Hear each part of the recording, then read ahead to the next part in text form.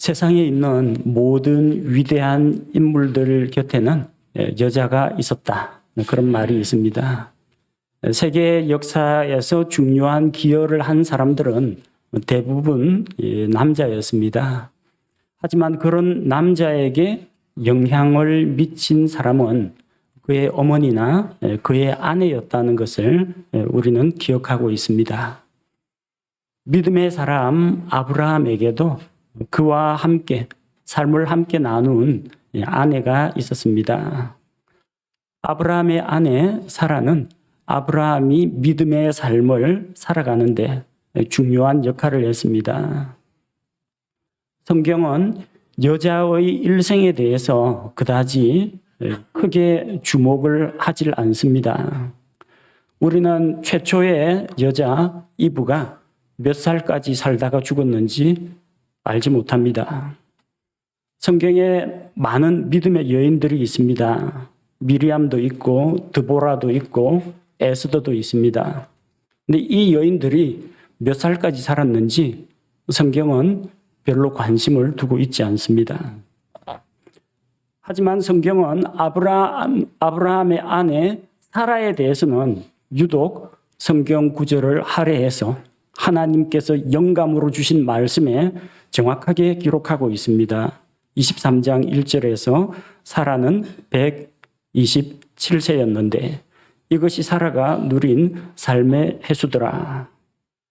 하나님께서는 사라의 나이를 알고 계시고 기억하셨습니다. 그녀의 전 생애를 하나님께서 관심 있게 지켜보고 계셨고 그녀의 날수를 하나님께서 세고 계셨다는 겁니다. 특별하게 하나님으로부터 주목을 받은 사라, 그 사라가 행한 일 중에서 가장 중요한 것이라면 믿음의 사람 아브라함과 함께 했다는 그것이 그녀의 가장 큰 업적이라고 생각합니다. 그래서 우리가 아브라함의 생애를 살펴보고 있는데 아브라함 이야기가 나오면은 사라 이야기를 빠뜨릴 수가 없습니다. 아브라함 가는 데마다 사라가 같이 다녔습니다. 아브라함이 의사결정 내릴 때마다 사라도 같이 있었습니다. 오늘은 아브라함에게 있어서 사라는 어떤 존재였는지 살펴보고 또 우리 성도들의 가정생활에서 남편과 아내의 그 위치와 역할에 대해서 함께 생각하고 교훈을 받고자 합니다. 자, 아브라함에게 사라는 어떤 존재였는가? 첫째로 사라는 아브라함의 배다른 누이였습니다. 배다른 여동생, 이복 여동생이었습니다. 아브라함과 사라는 이복 남매 관계였습니다. 둘 다 아버지는 데라였고 엄마는 각기 달랐습니다. 데라가 다른 여인에게서 아브라함과 사라를 각각 얻었던 것입니다. 창세기 20장 12절 말씀을 보니까 창세기 20장 12절에 또 그녀는 참으로 내 누이니라. 그녀는 내 어머니의 딸은 아니나 내 아버지의 딸로서 내 아내가 되었노라. 내 어머니의 딸은 아니다. 한 배에서 나오진 않았습니다. 그러나 내 아버지의 딸, 똑같은 아버지 데라를 모시고 있는 그 남매였다는 겁니다. 그래서 아브라함과 사라는 사라가 태어날 때부터 이미 아브라함과 함께 지내왔습니다. 한 가족이었습니다. 아브라함이 10살 위의 오빠였고 어린 이복 누이 동생을 가정 내에서 잘 보살펴 주었습니다. 두 사람은 배다른 남매였고 한 가족이었지만 결혼하여 부부가 되었습니다. 이 당시에는 아직까지 근친 결혼에 대한 레위기의 율법이 나오기 이전의 일입니다. 그리고 노아 홍수가 끝난 지 얼마 지나지 않았습니다. 그래서 인류가 전 세계로 흩어지던 그 시절이었습니다. 인구가 그리 많지가 않았어요. 그리고 또 그들 가운데에서 정말로 하나님께서 주신 그 믿음을 따라서 살아가는 믿음의 사람을 구하기는 힘들었습니다. 다른 이방 민족들 가운데에서는 누구 남편이나 아내를 얻기가 어려웠다는 겁니다. 신앙적인 문제 때문에. 그리고 당시는 이제 이 시족 사회 안에서는 세력을 확장하는 것보다도 그 공동체의 정체성을 지키는 것이 더 우선시가 되었습니다. 그래서 친족들 간에도 결혼하는 일들이 있었다는 겁니다. 두 사람은 이복 남매지간으로서 또한 같은 믿음을 가진 믿음의 사람으로서 서로 결혼하여 가정을 이룬 것입니다. 아브라함에게 있어서 사라는 친밀한 여동생이요 또 사랑하는 아내였습니다. 요즘은 오빠 여동생, 누나 남동생 사이가 그다지 좋지 못하다고 합니다. 저처럼 여동생이 없는 사람은 여동생에 대한 막연한 환상을 갖고 있습니다. 있으면 내가 진짜로 잘해줄 건데 그런 생각을 갖고 있는데 주변에 진짜 여동생 있는 그 친구들 보니까 여동생한테 많이 당하고 치여 지낸다라고 합니다. 그래서 요즘은 오빠와 여동생 이런 그 관계가 이 현실 세계에서는 정말로 현실 남매라고 그러죠. 동화나 만화 영화에서 보는 것 같은 그런 애틋한 그런 관계가 아니라 정말 전투적인 그런 관계가 되는 집안들이 많다고 합니다. 하지만 그 당시에 오빠라는 존재는 어떤 존재냐면요. 여동생의 보호자나 마찬가지였습니다. 여동생을 지키는 자였어요. 라반과 리브가 관계가 그랬습니다. 리브가가 시집 갈 때 그 결혼을 승낙하고 결정하는 그 자리에 라반도 같이 오빠로서 참여를 했습니다. 디나가 밖에 나갔다가 이방인에게 험한 일을 당하고 능욕을 당하고 돌아오니까 그 오빠들이 어떻게 합니까? 시므온과 레위가 칼을 뽑아들고 가서 여동생의 명예를 지키겠다고 여동생을 욕보인 자들을 다 죽여버립니다. 그 민족 자체를 한 부족을 죽이기까지 합니다. 아브라함이 이집트에 내려가고 또 그랄 지방에 갔을 때 사라를 자기 누이라고 한 것은 한편으로는 속이고자 하는 의도가 있었기 때문에 거짓말이고 따지고 보면 거짓말이 아닙니다. 진짜 배달은 누이 동생이기 때문입니다. 그리스도인의 가정에서 남편과 아내 사이가 바로 이렇습니다. 온누이지간입니다. 왜 온누이지간이냐? 데라에게 있어서 아브라함과 사라는 같은 아버지를 모시고 있었고 어머니만 달랐어요. 그리스도인의 가정 남편과 아내는 각기 다른 어머니에게서 낳았습니다. 그러나 한 아버지 하나님을 믿고 섬기고 있습니다. 한 아버지에게서 같은 하나님의 자녀라는 겁니다.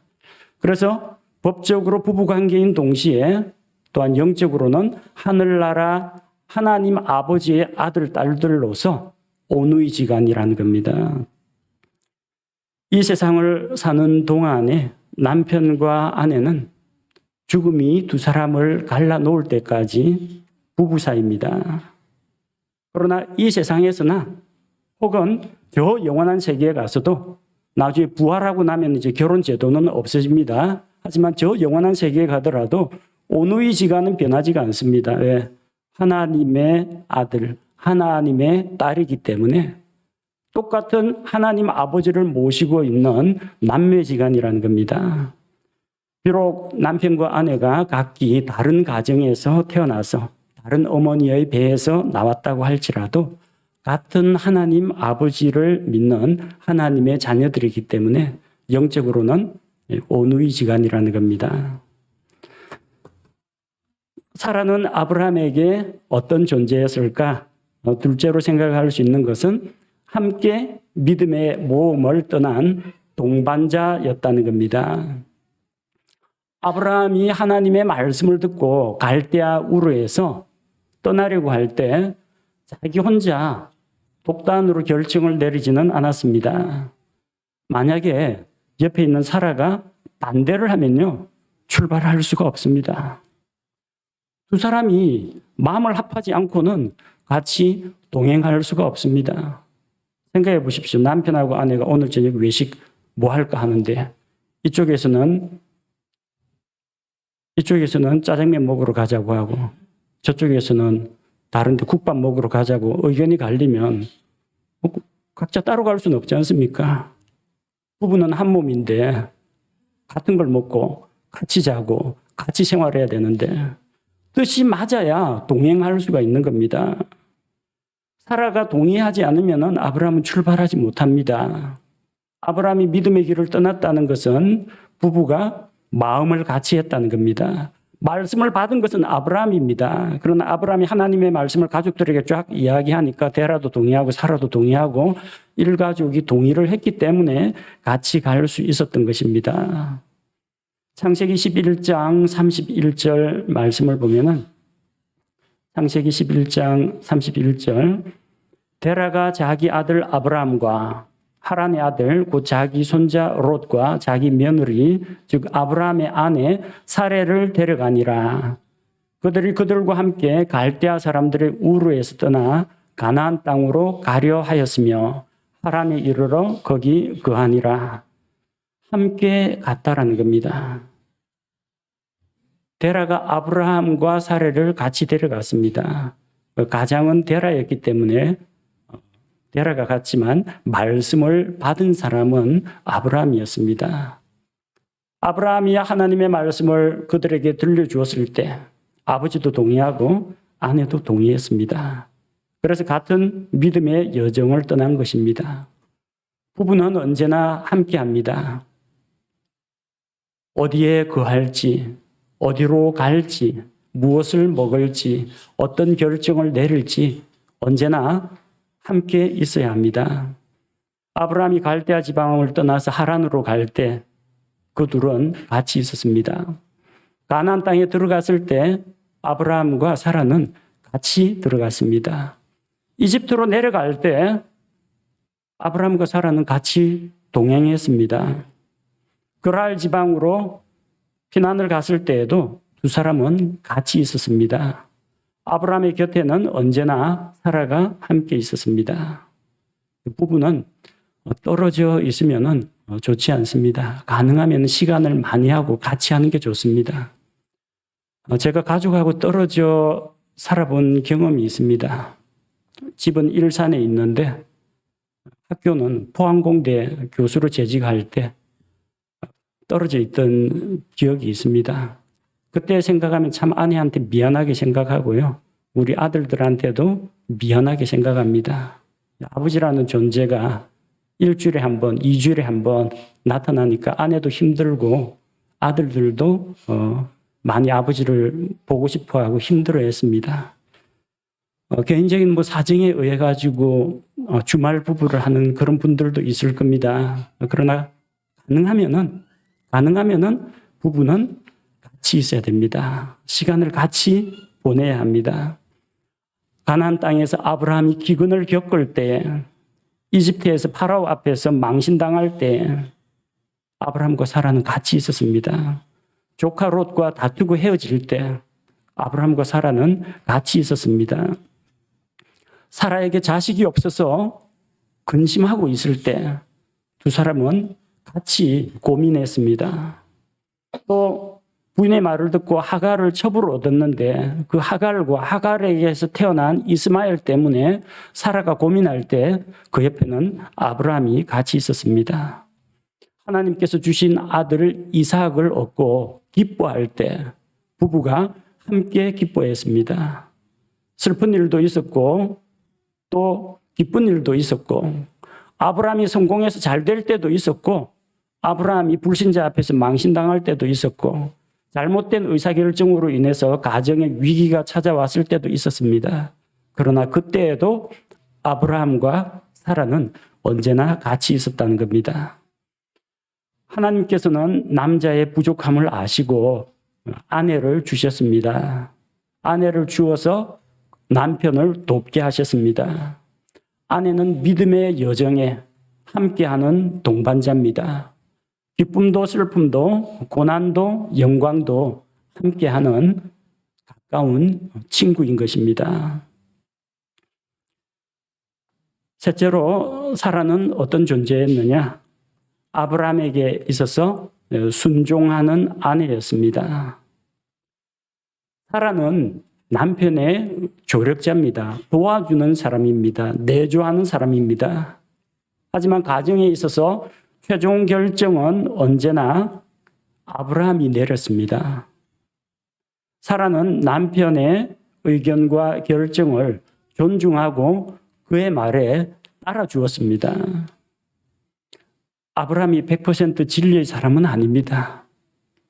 아브라함이 완전 무결한 사람은 아닙니다. 예수님처럼 전적으로 믿고 신뢰할 만한 그런 사람은 아닙니다. 아브라함도 겁이 많고, 아브라함도 덤벙대고, 아브라함도 실수하고, 아브라함도 넘어집니다. 그럼에도 불구하고 사라는 남편인 아브라함을 따랐습니다. 아브라함이 사라에게 어디로 가자고 하면 가고, 머물자 하면 그냥 머물렀습니다. 아브라함이 사라에게 어디 사람들 만나거든 나보고 오빠라고 불러라. 당신은 여동생이라고 하자. 그래서 내가 사람들이 나를 죽이고 당신을 빼앗아 갈까 봐 겁난다. 그러니까 그렇게 해달라. 사라가 시키는 대로 했습니다. 제 아내는 시키는 대로 안 하더라고요. 연애 시절부터 지금까지 오빠라고 한번 불러봐라고 했는데 한 번도 안 불러주더라고요. 어쨌든 아내는 남편에게 있어서 남편의 권위를 인정하고 순종해야 됩니다. 파라오의 집에 사라가 불려갔습니다. 남편의 거짓말 때문에. 그 덕에 남편은 파라오로부터 많은 선물을 받았습니다. 아니, 아내 팔아가지고 재산 불리는 이런 남자하고 내가 같이 살아야 되냐? 사라가 그렇게 생각할 수도 있습니다. 하지만 사라는 그 건에 대해서 당신 때문에 내가 큰일 날 뻔했잖아. 남편에게 따지거나 남편에게 항의하지 않았습니다. 아브라함이 어느 날 귀하게 얻은 아들을 데리고 어디 산에 간다고 데리고 갔습니다. 아니, 여보, 애 데리고 어디 가는 거요? 일일이 따지고 캐묻지 않았습니다. 남편이 하나님으로부터 말씀을 받아가지고 뭔가를 하면은 묵묵히 그 결정에 사라가 따랐던 것을 볼 수가 있습니다. 물론 아브라함의 잘못된 판단 때문에 실패한 경험도 있습니다. 아내를 여동생이라고 속인 것 때문에 파라오 앞에서 아비멜렉 앞에서 두 번이나 위기를 겪었지 않습니까?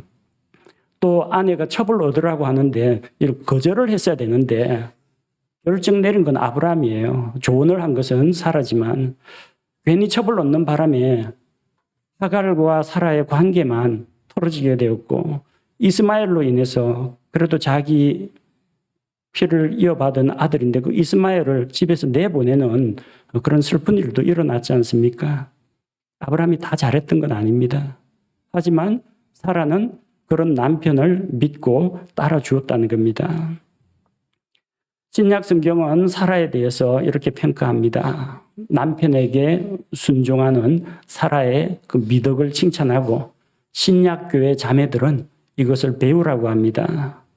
베드로전서 3장 6절 말씀에 베드로전서 3장 6절 사라가 아브라함을 주라 부르며 그에게 순종한 것 같이 너희가 잘 행하고 어떤 놀라운 일에도 두려워하지 아니하면 그녀의 딸들이 되느니라. 사라의 믿음을 본받기 원하는 신약교회 자매 성도들은 사라가 아브라함에게 순종한 것처럼 너희도 그와 같이 하라고 권면하고 있습니다. 남편이 잘나서가 아닙니다. 남편이 완전 무결해서가 아닙니다. 하나님께서 가정에 그렇게 질서를, 권위를 세우셨기 때문입니다. 아브라함이 하나님의 말씀을 따라서 그 믿음의 모험을 할 수 있었던 이유는 그의 곁에 언제나 순종하는 아내 사라가 있었기 때문입니다. 아내가 남편에게 순종한다고 해서 이것은 지배와 복종의 관계는 아닙니다. 남편에게 순종한다고 해서 손해보는 것도 아닙니다. 하나님께서 남편을 가정의 머리로 세우셨습니다. 그래서 남편에게 순종하는 것은 가정의 질서를 세우신 하나님의 주권과 하나님의 권위에 순종하는 것입니다. 남편은 아내를 사랑하고 아내는 남편에게 순종할 때 가정이 평안하고 든든히 설 수가 있는 것입니다. 넷째로 사라는 다음 세대를 낳아서 양육하는 자였습니다. 세상에 위대한 남자들, 또 훌륭한 업적을 남긴 과학자들, 철학자들, 위인들, 선인들이 많이 있습니다. 근데 남자들이 죽었다 깨어나도 절대로 못하는 게 있습니다. 애 낳는 건 못합니다. 못해요, 이거는. 하나님께서 사람들에게 가정을 주신 이유 중에 하나가 다음 세대를 이어가서 생명이 끊어지지 않고 보존되도록 하기 위한 것입니다. 왜냐하면 사람의 몸은 이 땅에서 영원히 살지 못하기 때문입니다. 후손을 낳아야 다음 세대를 이어나갈 수가 있습니다. 다음 세대를 낳는 일은 국가가 하지 못합니다. 국가에서 저출산 대책이라고 해서 여러 가지 정책들을 만들어냅니다. 그러나 그런 정책들이 생명을 만들어내는 건 아닙니다. 교회가 생명을 낳을 수는 없습니다. 물론 복음으로서 죽어있던 생명을 예수 그리스도의 복음으로 생명으로 인도할 수는 있지만 정말 사람의 몸이 사람의 새로운 생명을 낳는 것이지 이 교회가 다음 세대를 육신적인 다음 세대를 낳지는 못합니다. 교회는 애 못 낳습니다. 공장도 물건은 찍어낼 수가 있는데 사람은 생산할 수가 없습니다. 오직 생명이 생명을 낳을 수가 있습니다. 남자는 아기가 될 씨앗의 절반을 아내에게 줄 수는 있습니다. 하지만 그것을 받아들여서 배 안에서 10달 동안 품고 수태해가지고 생명을 출산하는 것은 여성의 몫입니다. 어머니의 몫입니다. 세상에 있는 모든 남자, 세상에 있는 모든 여자는 모두 여자에게서 태어났습니다. 어머니에게서 태어났습니다. 아내는 하나님께서 남편에게 주신 선물이요. 또 자녀들은 하나님께서 가정에 주신 선물입니다. 시편 128편 3절 말씀을 보면은 내 아내는 내 집 곁에서 열매를 많이 맺는 포도나무 같으며 내 자식들은 내 상둘레의 올리브 묘목 같으리로다. 한번 상상해 보십시오. 포도송이가 주렁주렁 열린 탐스러운 포도나무 머릿속에 떠올려 보십시오. 그리고 푸릇푸릇한 올리브 묘목, 푸른 잎을 내고 막 성장하는 올리브 묘목. 그런 아름다운 모습이 하나님께서 주신 그 가정의 모습이라는 겁니다. 생명을 낳고 다음 세대를 이어가는 그 일은 가정에서 아내에게, 여성에게 맡기신 일입니다. 그래서 사라는 하나님의 약속을 믿음으로 약속의 아들 이삭을 낳았고 그 이삭을 양육했습니다. 히브리서 11장 11절 말씀을 보니까 믿음을 통해 사라 자신도 나이가 지났을 때 씨를 수태하는 힘을 받아 아이를 출산하였으니 이는 그녀가 약속하신 분을 신실한 분으로 판단하였기 때문이라. 우리 가정에 있는 자녀들은 하나님께서 주신 선물입니다.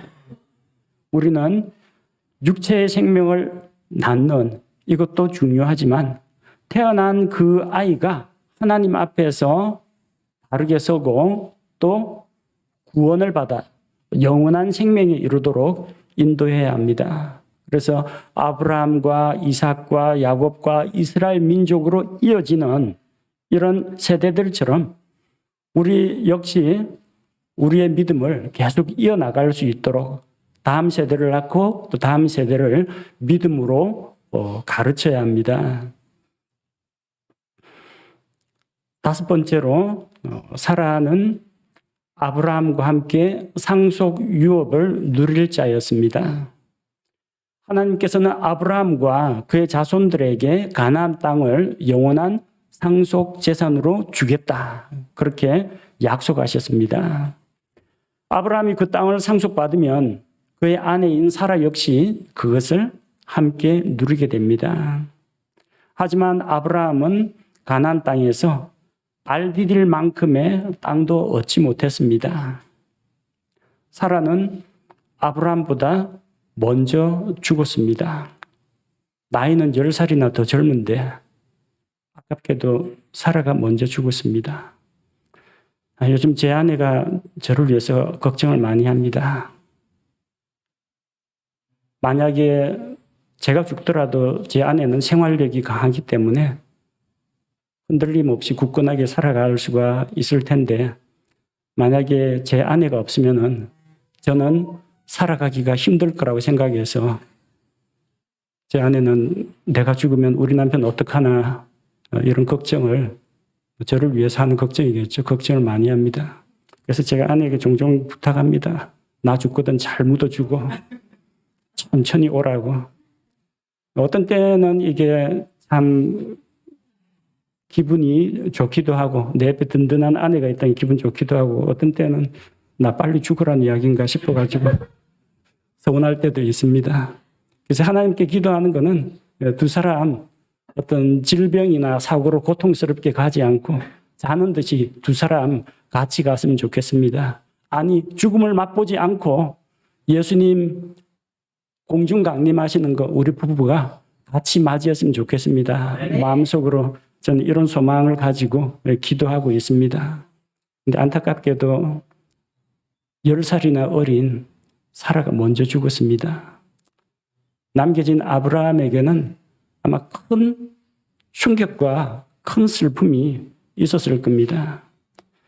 아브라함은 자기 아내 사라를 여동생이요, 아내요, 친한 친구요, 또 아이들의 엄마요, 그 이상으로 같은 믿음 안에 있는 하나님 앞에서 상속 유업을 공동으로 물려받을 동료로 알았기 때문입니다.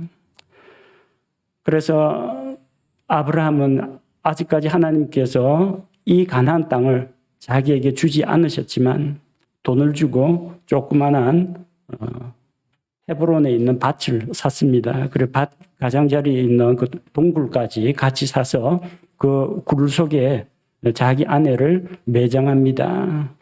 4절 말씀해 보니까 나는 나그네요 너희와 함께 머무는 자니라. 그는 나그네였습니다. 땅의 소유자가 아니었습니다. 너희 중에서 내게 소유 매장지를 주어 내가 나의 죽은 자를 내 눈앞에서 옮겨 묻게 하라 하며 가나안 땅에서 그 조그마한 밭 그걸 은 400세겔을 주고 바가지 쓴 겁니다. 그런데도 그는 그 땅을 사가지고 아내의 묘실로 만들었습니다. 나중에 자기 죽거든 아내 옆에 묻도록 아들에게 유언도 남겼습니다. 가나안 땅에 있는 헤브론, 마므레 앞 막벨라의 밭과 그 굴과 주변에 있는 수목들을 다 돈을 주고 샀습니다. 언젠가 아브라함 자신도 아내와 함께 거기에 묻히기를 소망했습니다. 그는 하나님의 약속이 이루어져서 언젠가 자기 후손이 그 땅을 차지하게 될 것이라는 것을 믿었던 것입니다. 아내는 죽었지만 언젠가 그날이 오면은 주님께서 오셔서 이 땅을 다스릴 때가 되면은 아브라함도 사라도 부활의 몸을 입고 함께 그 땅을 누리게 될 것이라는 그런 소망이 있었습니다. 같은 믿음 안에 있는 믿음의 배우자는 하나님 앞에서 약속을 함께 받아 누릴 자라는 겁니다. 그리스도인의 가정에서 남편에게 아내란 어떤 존재인가?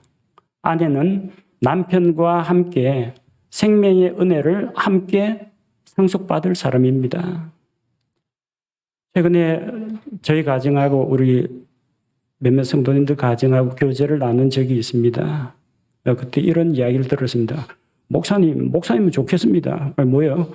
이렇게 저렇게 사람들 구원하고 진리의 말씀을 선포했으니까 나중에 하나님 앞에 큰 상 받을 거 아닙니까? 그러더라고요.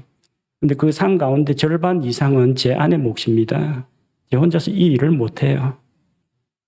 저를 위해서 기도하고 저를 위해서 챙겨주고 다닐 때 제 발이 되어주고 제가 할 일을 대신해주는 손이 되어주고 또 제 눈과 귀가 되어주고 입이 되어주는 아내가 없으면 목회사역은 할 수가 없습니다. 그럼 목사님 부부만 나중에 상 받습니까? 그건 아닙니다. 저를 위해서 기도로 후원해 주시는 우리 성도님들, 또 우리 교회를 위해서 같이 힘을 모아서 여러 가지 분야에서 주방에서든 청소하는 일로든 또 시설을 돌아보는 일이건 사람들을 가르치는 일이건 여러 가지 일을 나누어 맡아서 우리가 지금 함께 해나가고 있는데 함께 동력하는 우리 성도들 역시 함께 보상을 받을, 함께 상속 유산을 누릴 우리 동력자들입니다. 그 가운데서도 특별히 부부는 공동 상속자입니다. 남편 상 받으면 함께 수고한 아내도 상을 받습니다. 아내가 상 받을 일이 있으면 남편도 함께 보상과 영광에 참여하게 됩니다. 베드로전서 3장 7절 말씀을 보니까 베드로전서 3장 7절에 남편들아 이와 같이 너희도 지식에 따라 그들과 동거하고 아내를 더 약한 그릇이요 또 생명의 은혜를 함께 상속받을 자로 여기고 존중하라. 그리하여야 너희 기도가 방해를 받지 아니하리라. 아내는 함께 생명의 은혜를 상속받을 자입니다. 부부는 브리스길라와 아굴라처럼 동력자입니다. 같은 믿음의 길을 걷고 있는 신앙의 친구인 동시에 같은 하나님의 일을 하는 동력자라는 겁니다. 상을 받아도 같이 받습니다. 영광을 받아도 같이 받습니다. 상 받을 일을 하다가 고난을 당해도 고난도 같이 받습니다. 고난 이후에 위로를 받아도 부부가 함께 위로를 받습니다. 아브라함에게 있어서 사라가 바로 그런 존재였다는 겁니다. 믿음의 사람 아브라함 곁에는 믿음의 자매 사라가 아브라함 곁에 있었습니다. 사라가 아브라함과 한 마음을 이루고 남편의 말에 순종하고 그를 곁에서 내주했기 때문에 그들 두 사람이 함께 믿음의 길을 걸어갈 수 있었던 것입니다. 바라기는 우리 성도들 가정에 하나님께서 복과 은혜를 주셔서 아브라함과 사라의 가정같이 되기를 기도하고 있습니다. 남편과 아내가 하나님 안에서 다정한 오누이처럼 하늘나라 오누이처럼 다정하고 친밀한 가정이 되게 해주십시오. 남편과 아내가 같은 믿음과 같은 목표를 향하여 나아가는 그런 가정이 되게 해주십시오.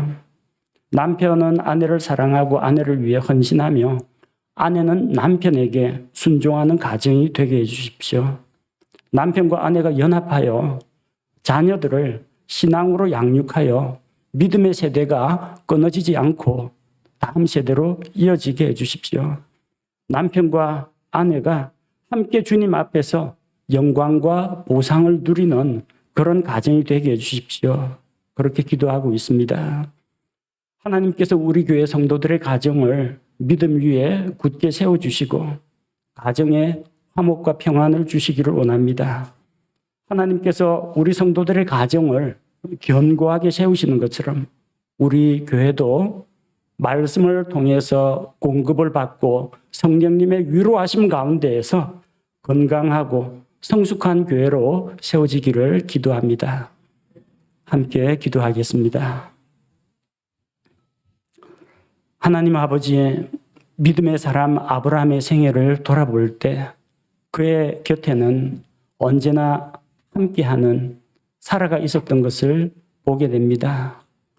언제나 다정다감한 누이처럼 그의 곁을 지켜주었고 또한 아브라함이 믿음의 모험을 났을 때 모든 여정에 사라가 그와 함께 있었던 것을 기억합니다.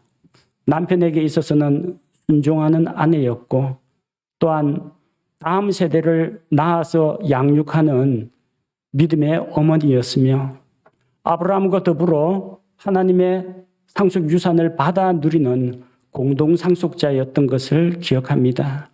우리 성도들의 가정이 이와 같이 되기를 원합니다. 하나님께서 세우신 질서 가운데 믿음 가운데 남편과 아내가 서로 연합하게 하시고 같은 믿음과 같은 소망 가운데에서 고락을 같이 하면서 같은 믿음의 여정을 걸어 나가도록 발걸음을 인도하여 주옵소서. 가정을 사랑의 뒤로 묶어주시고 말씀 가운데 하나가 되게 하시며 같은 소망 같은 목표를 바라보게 하여 주옵소서. 그리하여 건강한 가정을 이루고 이 건강한 가정들이 모여서 우리 교회도 더 건강하고 성숙한 교회로 성장하게 하여 주옵소서. 예수님의 이름으로 기도합니다. 아멘.